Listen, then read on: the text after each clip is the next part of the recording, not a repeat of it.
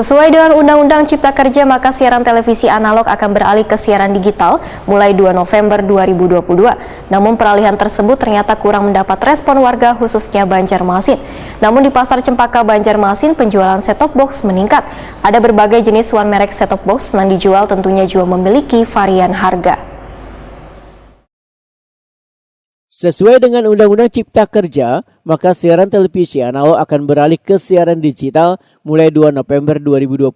Namun peralihan tersebut ternyata kurang mendapat respon warga khususnya Banjarmasin. Di Pasar Cempaka Banjarmasin, pada kemarin Rabu 2 November 2022 penjualan stop box meningkat. Ada berbagai jenis one merek stop box yang dijual tentunya memiliki varian harga. Seorang penjual elektronik di Pasar Cempaka, Muhammad Ivansa, oleh Takuni Prima TV mengaku omset penjualan stop box meningkat dalam beberapa terakhir, namun masih belum sebanding bila dilihat animo warga.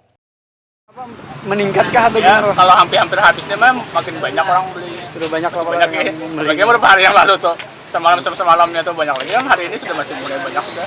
Mas sudah tahu kan tanggal 2 nih anunya habis nih. Berarti omset penjualan kan meningkat Ya, juga malah. lumayan meningkatnya. Sementara itu, Latifah, seorang ojek online, menyatakan belum memiliki stop box lantaran kesibukannya maka jarang menonton TV. Latifah pun mengaku sudah mengetahui bila siaran analog nantinya akan berhenti. Ini sudah punya alat set-top box Kak? Belum. Kenapa jadi belum?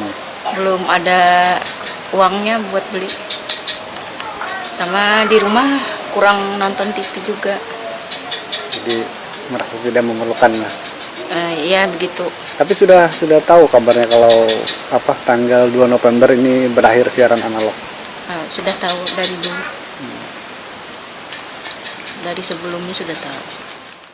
Sementara itu, peralihan siaran TV analog ke digital membuat kualitas gambar wan suara semakin jernih wan tajam serta banyak kelebihan-kelebihan lainnya.